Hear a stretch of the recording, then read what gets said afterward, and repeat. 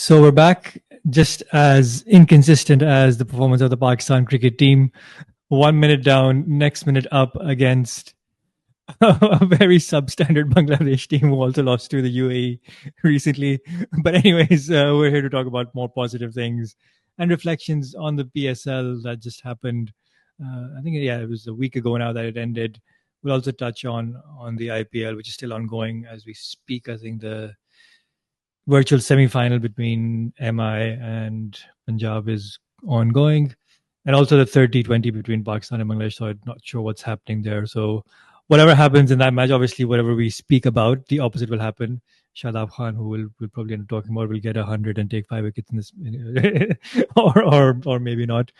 But anyways, the focus will be on the recently concluded PSL and the themes. And I think this is, I'll just start off by saying what my biggest observation was. And in terms of, whatever there was in between, obviously the break and players leaving and stuff. Well, to say overall on balance, the best team won.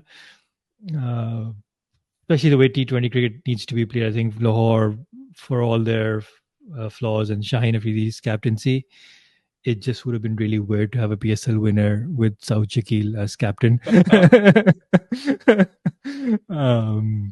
So Lahore, I think, with their player development program and all those things, that all that comes into it. And obviously, Naeem with his performances. I know there was some controversy around his eligibility as emerging player or things like that. We'll not get into all that. I know Rash Latif had some words to say, but what does he not have an opinion on? But overall, I think, deserved winners. But we'll get into some themes as well. But initial thoughts on the PSL, Moin? Look, it's very interesting because I do think this probably has been one of the most telling years for the PSL, right? I think for the last 2-3 years, it was business as usual. No one ever questioned Babar and Rizwan. No one ever questioned the outdated template that Pakistan played because, as luck would have it, we'd make it to the final of the 2022 T20 World Cup, even though I don't think anybody will say that we deserved it. And it's just been sort of, sort of the same things again and again. This time, however, you could tell that the younger players played as if all spots were up for grabs, right? Babar and Rizwan's sort of obviously form waned, and people got to see the sort of the mortality of Babar and Rizwan in the sense that they aren't shoe-ins, they aren't perfect, and suddenly you almost felt as if the younger players weren't even trying to replicate them, right? Now it was a new template. I think they saw the New Zealand T20 series where Pakistan were now gung-ho about playing a new brand of cricket, and I think all the, so I won't say everybody, but quite a few young players played with that sort of intent, right? You mentioned Naeem, there's obviously Hassan Nawaz, there's Saibzada Farhan, obviously Sam Ayub, as always. But all that just meant that, young players were no longer just looking up to Babar and Rizwan. They were playing for their place in the team, knowing full well that all 7-8 batting spots are up for grabs. And that's what you want in a T20 league, right? You don't want a sort of, same as always, running through the motions. You want fierce competition, competitive tension across the various players, and you want them to play according to their natural style. You can see from the stats, right? Babar and Rizwan, I think it's quite clear whether it's the pressure of them having to justify themselves that got to them this time round, or whether it's just the fact that times caught on and that they're not well suited to the modern demands of T20 cricket. Therefore, they were playing outside of their natural abilities, and that meant that they weren't as sort of effective. Maybe. That's my sense of it. But yeah, look, it was great to see. Just now, the one step forward, as you pointed out, is I hope, and this is the slight problem that we have, is I hope captains are also people who can actually look good with a T20 trophy, right? I mean, I can think of at least 3 of our captains that I think that sort of don't fit that mold.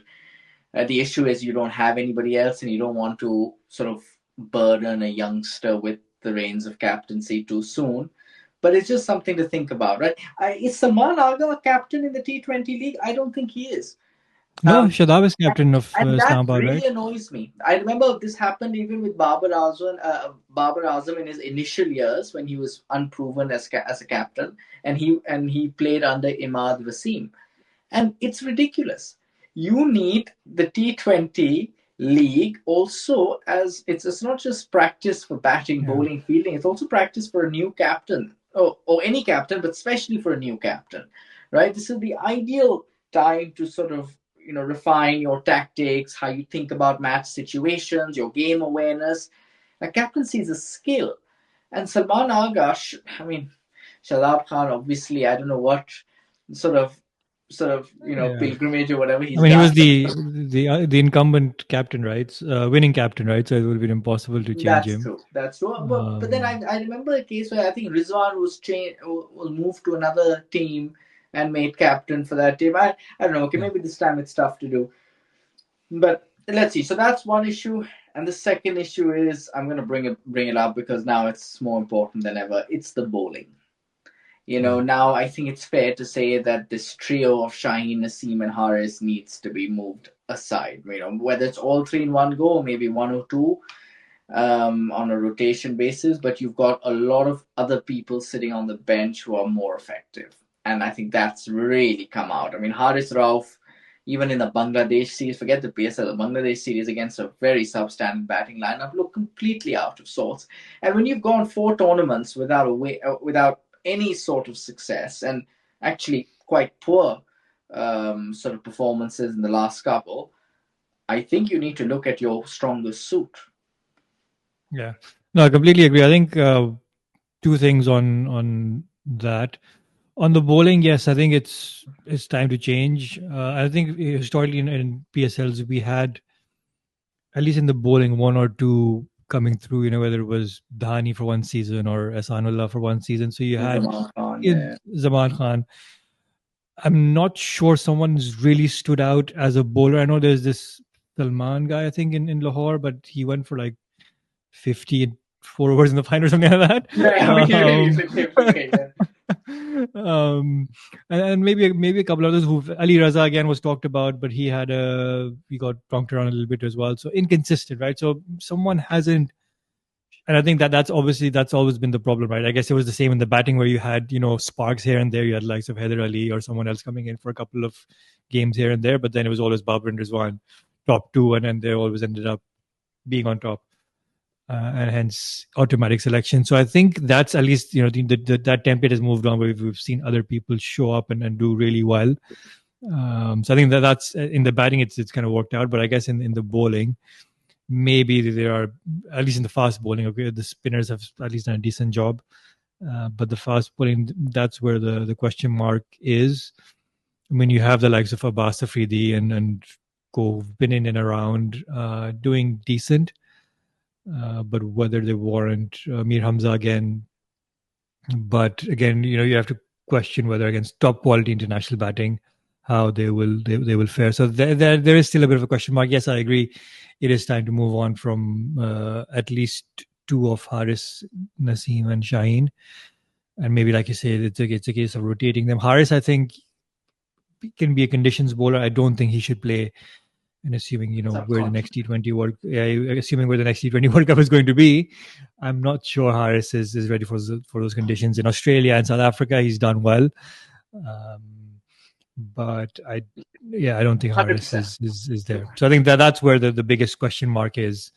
On captaincy and stuff, yes, I agree. But like I said, I think for Salman Agha to be captain when Shadab was the winning captain the previous year, it would have been difficult. But yeah, like I said, for me, the biggest positive has been Naeem, Farhan, Hassan Nawaz. And I guess I know we mentioned this in our previous episode about how Saud Shakil was hogging the opening spot for Hassan Nawaz, but as we've seen even in the Bangladesh ODIs, T20s, albeit against not the strongest Bangladesh team, uh, I think maybe number 4 or 5 is probably the right spot for Hassan Nawaz, because that it does give him that license to go in. Because against New Zealand again, we saw he flopped in 4 of the 5 games, but he got 100 in one of them. So maybe that that number 4 spot probably works better for him. I, you Maybe know, we stand corrected there, but I especially don't given the want to fact give that South yeah, Shakil credit for that. I no, genuinely believe that he did yeah, not think that, oh, I yeah, watch Hassan Nawaz, I think he'll be better at number 4. yeah. No, no, He I just agree. wants I agree. Partly it's also because the opening slot with Farhan, Fakhar Zaman, and Saim Ayub. I think it's going to be two of those three. So I think that is something that is pretty much set. So I think maybe it works well for Hassan to No, be it's very at 4. But interesting to say yeah, that because Fakhar Zaman hasn't opened in international T20 cricket in 5 years. yeah, 2020, Babar Azam and Fakhar Zaman. That was the last time Fakhar Zaman opened. So we talk about Fakhar Zaman as a shoe-in at the opening slot in T20 cricket. But we remind ourselves that for a long time, against better judgment, he was... I mean, forget number 3, okay. Babar and Rizwan were a fantastic partnership. That fine. Number 3 is okay. But he was at one point reduced to number 4, right? So, I mean, I'm glad to see him back where he can have the most impact. And he is, single-handedly... Like Fakhar Zaman's one of those players. Like now with Saibzada Farhan doing well, I always feel like Fakhar Zaman's form, a place in the team is always under threat. It's as if people forget how brilliant he is on his day, including ourselves at one point. But never mind. But people forget that, and I always feel like he has to justify himself. He needs to sit out. Like I may be wrong, but it may be that Saib Zada and Saim open in the next game or again or whatever. And I just think like Fakhar Zaman, poor guy, just I think when he's at his best, he's on the bench. You know what I mean? Like he just because then he has to force his way in back into the team, and I don't know, that's something I've noticed, and yeah, I don't know whether it's because there's some off-field issues with him, whether that's fielding or fitness or whatever that come into it. But more generally, I've always found that to be the case, at least in recent years. yeah, That's one. Um, just second thing is on bowling, right? I genuinely believe the reason the spinners and batters have come good is because they saw this PSL as a chance for them to win a place in their team. But with fast bowling, I feel our fast bowling resources have declined because of, I think, the way we've treated other better deserving fast bowlers. So the intent has reduced. Like, look at Mohammad Wasim Jr. Did he have the best PSL? Not really. But do you blame the guy? When he was your best bowler in the ICC ODI World Cup in 2023, and you completely disbanded him without warning. So obviously these guys aren't really going to take their craft very seriously. Now you might argue that there's an element of professionalism that comes in here, but that's something we as sort of as Pakistani cricketers we don't have in abundance. And a lot of the PCB's job, whether rightly or wrongly, is about stoking egos. Fast bowlers have egos, and I genuinely believe that a lot of these fast bowlers did not really work on developing their game because they were just disillusioned that it was almost set in stone. Shaheen, Naseem, and Haris would be your top 3. You would take these battery of fast bowlers to these tournaments, never give them a chance. They're warming the bench, and you've created that culture in your fast bowling unit, which unfortunately isn't conducive to discovering the next big thing. um, I also think you're right. It's a question of conditions. You mentioned we know where the T20 World Cup is played. I'm not sure where Pakistan's going to play it, but I am quite sure it won't be Australia. It'll be a lot too many miles for everybody to come back and forth. And we're just sitting pretty in the MCG, just waiting for people yeah, to come SDG, where they'll be like, hey guys, what's up? So you're right. I definitely think there's a conditions element to it, yeah, which I have to say, if I'm Haris Rauf, forget, we called him initially a format bowler. Now, he's not only a format bowler, he's a conditioned bowler in the particular format that he plays. So, really, yeah, I mean, he's a part-time to a part-time, you know what I mean? yeah. Specific conditions, I mean, horses for courses, the next and his year most that literal form. he's an over-specific bowler. No, he's Yeah, only over 8, 12, 15, and 17. Other than that, he can't bowl. in Australia and South Africa Only, when there's and only bounce. in T20 cricket. Yeah, no, you mentioned professionalism and stuff, right? How can we go and go about without discussing the man who actually did that professionally after being dropped for the team for a couple of years, worked his way back, Mr. Hassan Ali himself. Hassan Ali. Oh my God.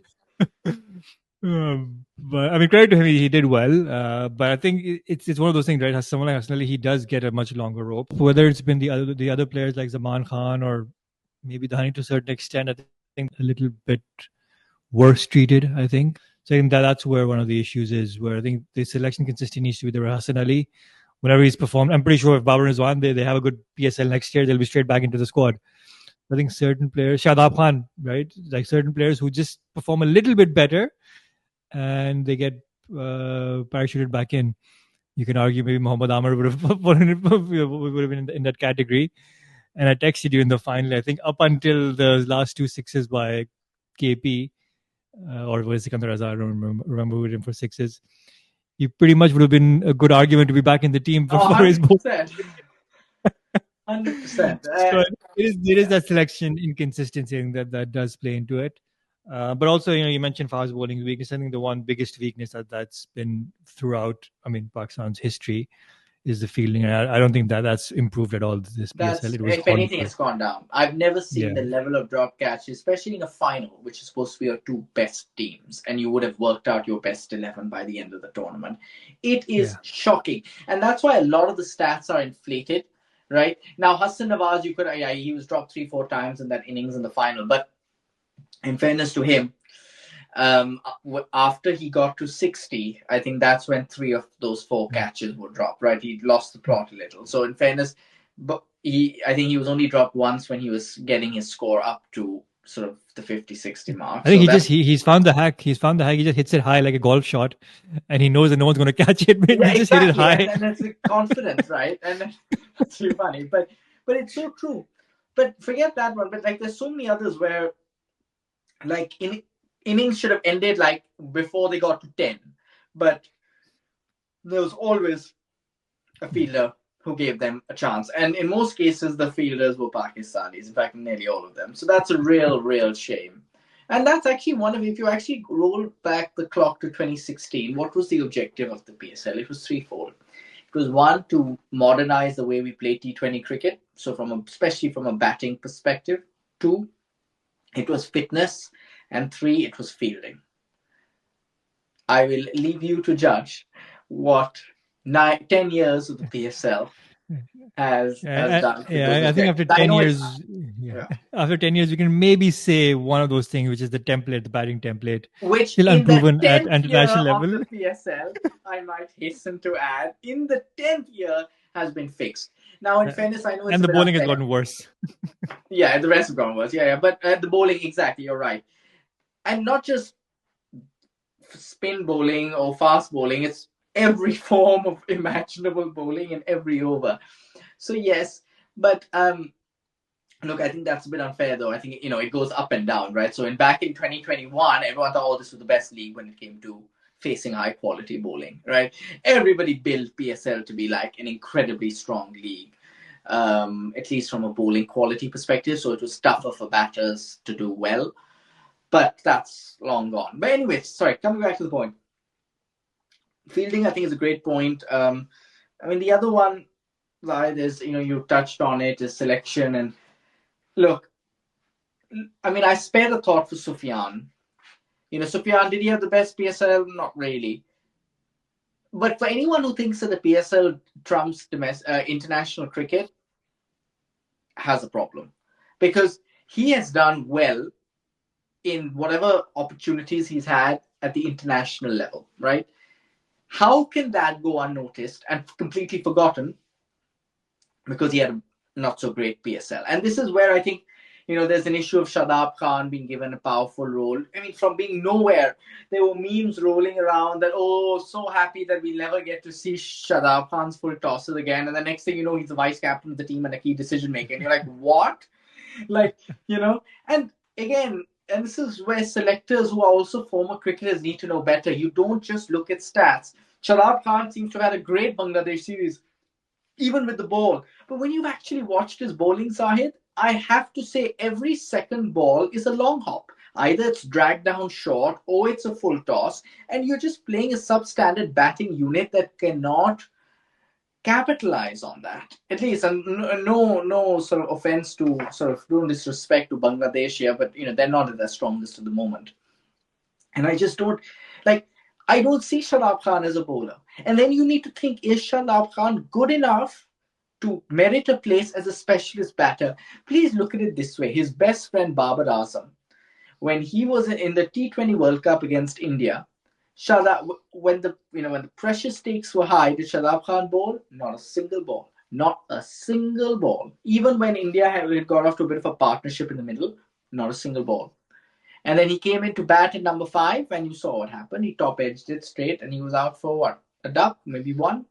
And then you think about it, is he good enough? Now, I appreciate that he has something that many Pakistanis don't have. That's the ability to attack spin, be aggressive against spin. This has been a big weakness for us. And Shadab Khan, to his credit, now again, yet to be tested again against high quality opposition.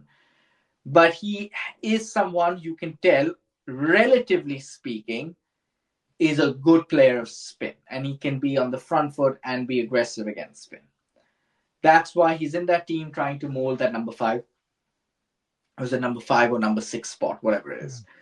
But my question to you then, Zahid, is very simple. Is he good enough?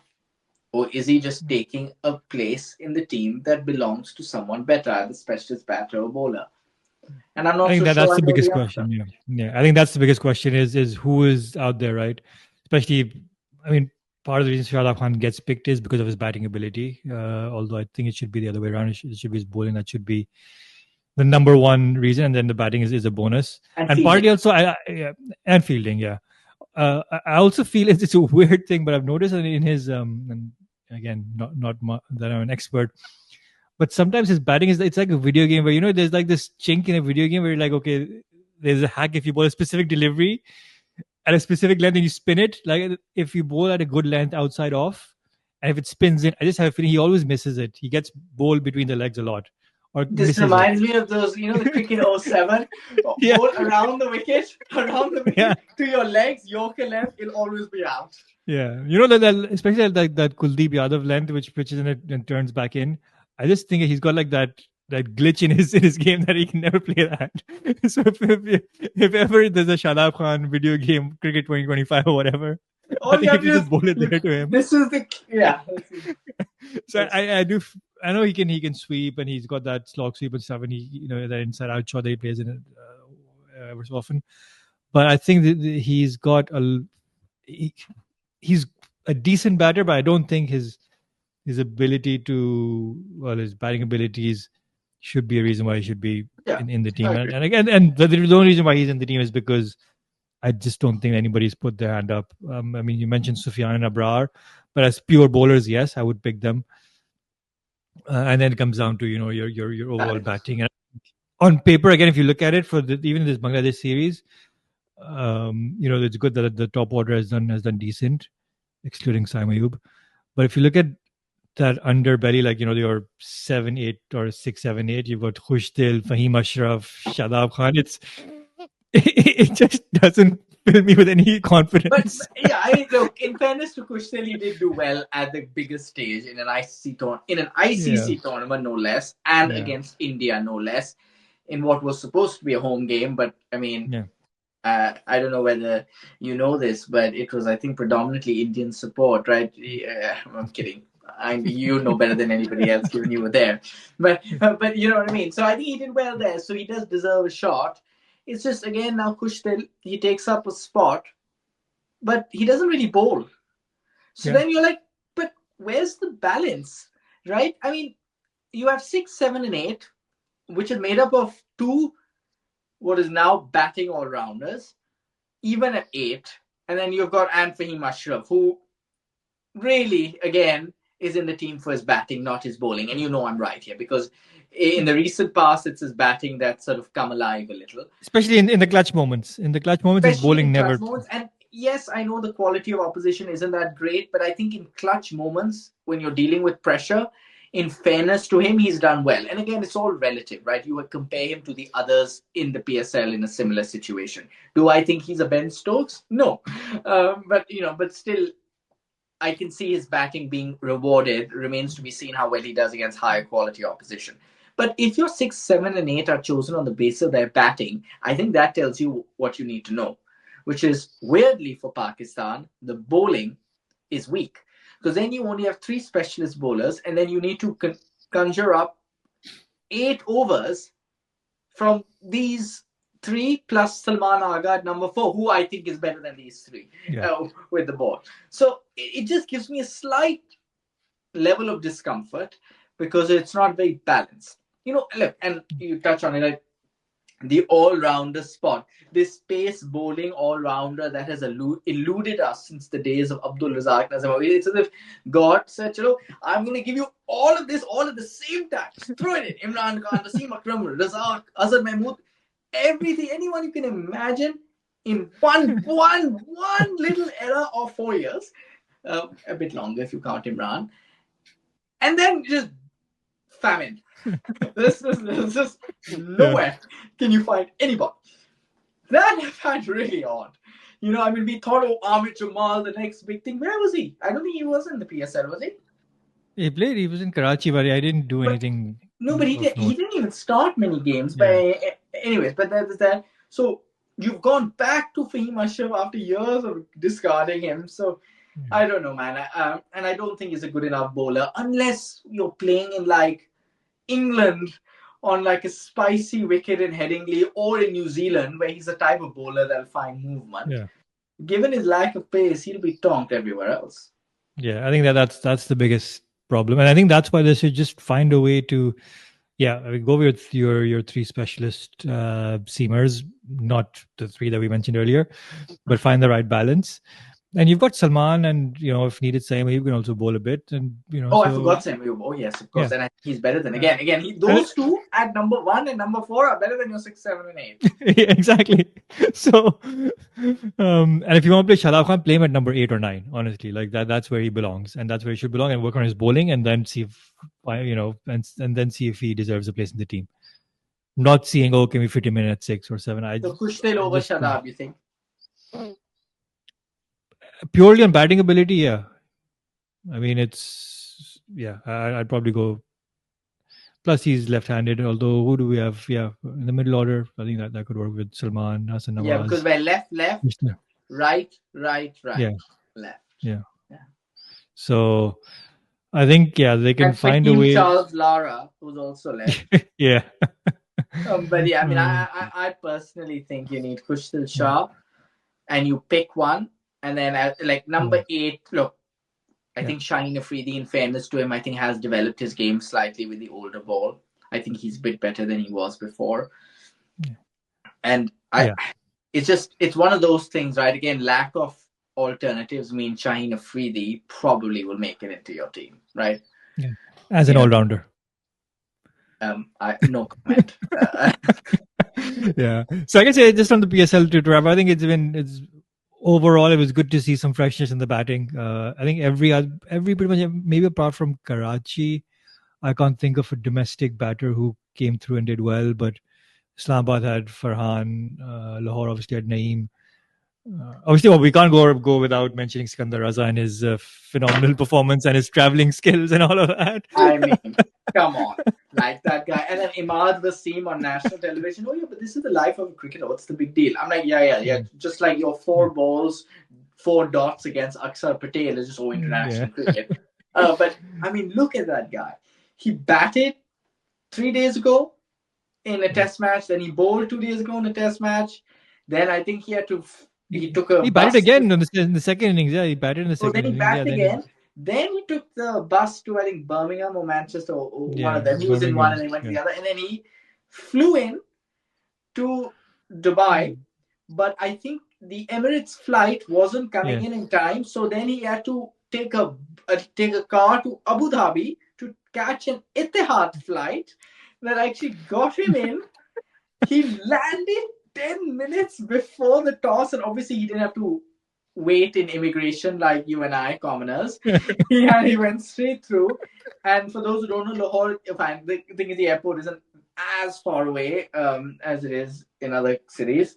So then he literally, you saw him walk out just moments before the game was going to start. I think he even changed in one of the hotel in one of the aeroplane bathrooms. Like, I mean, this was one, like, you know how it is, like getting a mission to get someone from X to Y in like record time. But he did it, and then and he and then did it, performed, right? He had and like not, two or he three. won the He game. performed. He won You the know, game. like you think he's making up the numbers and he's better than everyone else, like domestically. So come on, he'll just tweak his arm a little. Hopefully, he won't get to bat match, and then here you go, he walks in, Yeah. needing to do something miraculous, and he does And it. I think a wicket of his. I mean, he got tonked around afterwards, but he got a wicket of his second ball as well. Yeah, And also, I mean, he replaced Shakib Al Hasan, right? That's he's no he's no mug with bat or ball or in the field. Maybe his antics are a different thing. So who would have thought that Sikandar Raza would be such desperately parachuted in. But anyways, back to my earlier point around how every franchise, they had contributions from the more domestic, the younger batters, Hassan Nawaz in Quetta. Abdul Samad, it was in Peshawar, but I was a bit surprised that he didn't really get a game. He was in Pakistan squad a few weeks ago, and then he just played like half the games for Peshawar. Not sure what was going on there, but overall, batting good, bowling, fielding, still well, excellent. for fast bowling, fielding, still work to be done. I'm kidding. Sarcastic. But yeah, look there you have it, right? I mean, the PSL.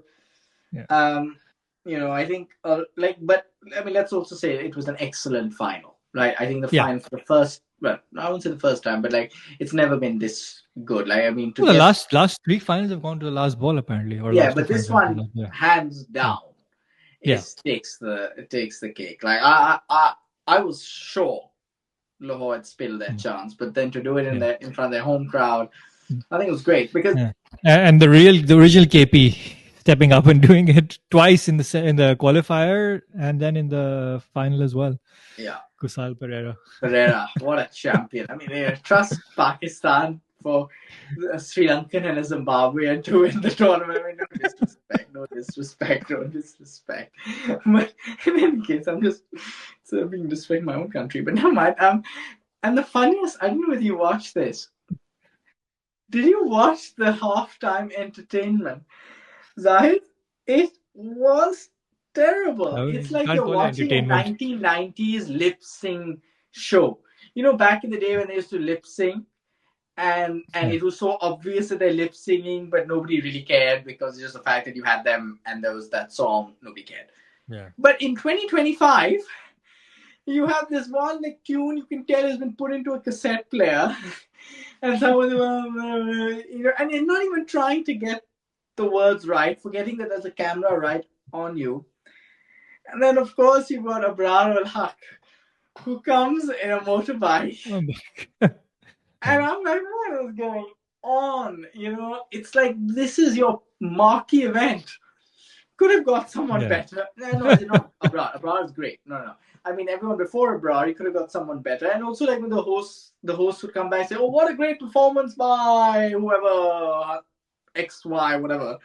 You're like, okay, this is so artificial. And even Abrar, okay, fine, you have Abrar there, but just make him sing, man. I don't know what the big deal is. Why we don't have our singers sing?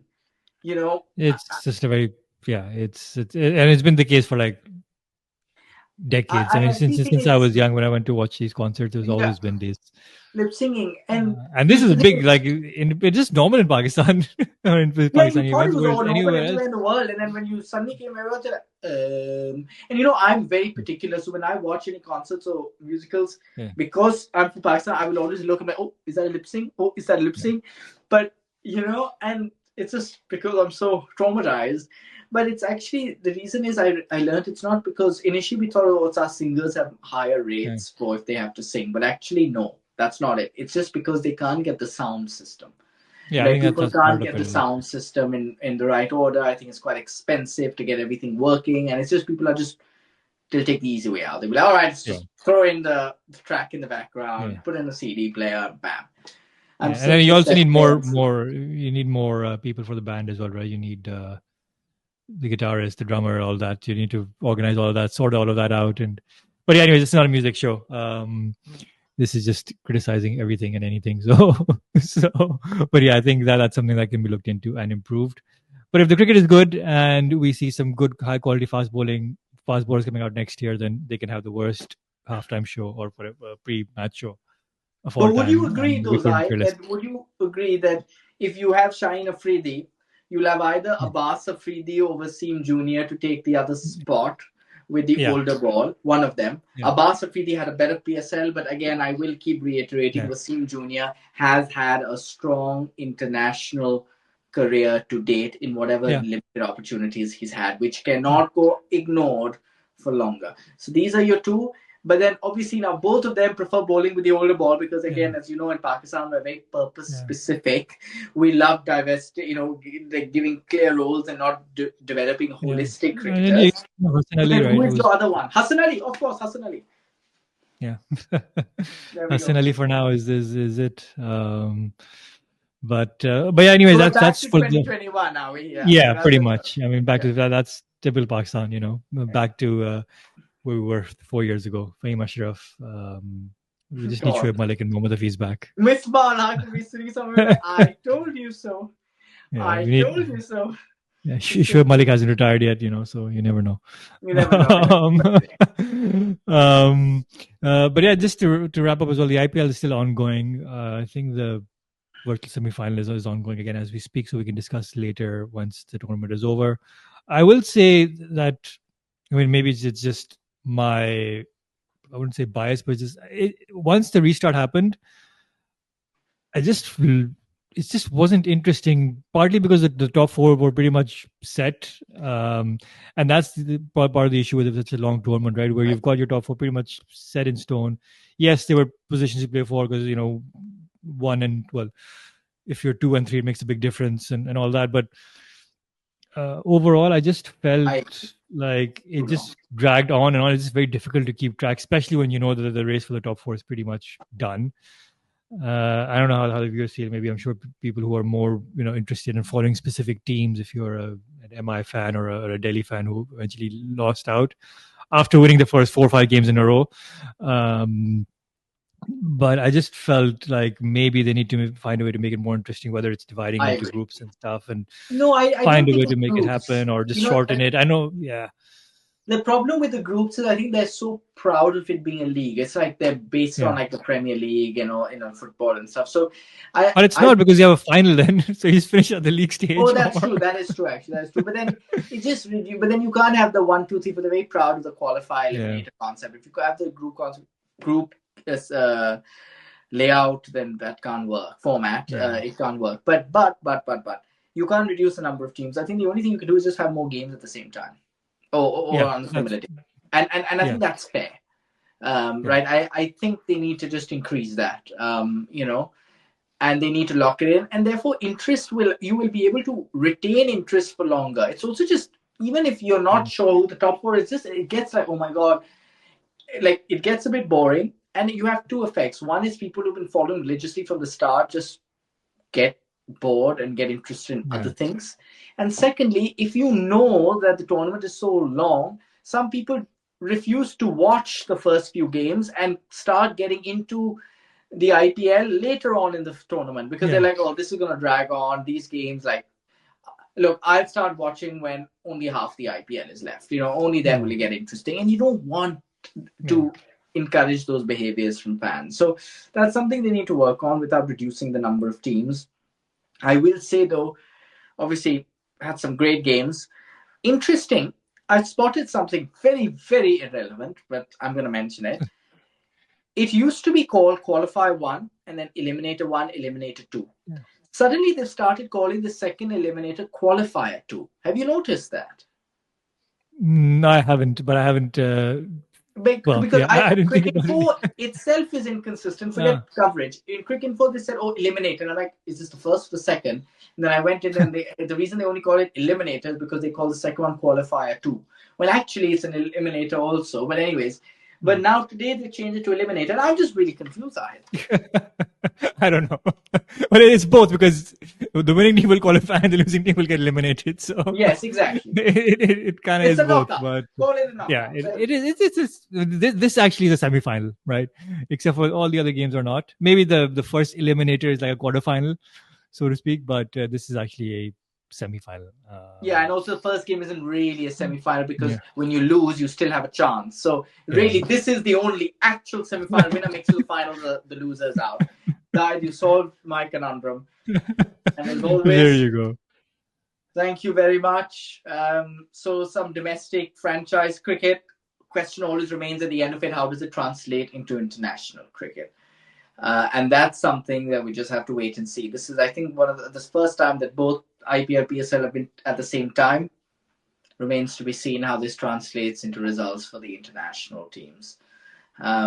But obviously, before then, there's Test cricket coming up, the World Test Championship final. Hasn't got the sort of coverage and build up I think it deserves. Big game, we can cover it and a lot more, including the England-India Test series preview. And the whole Kohli retirement fiasco, and which the we need whole to. of Kohli retirement. Yes, so much to talk about. Stay tuned. Thank you, Zai. Thanks for it. Thank you.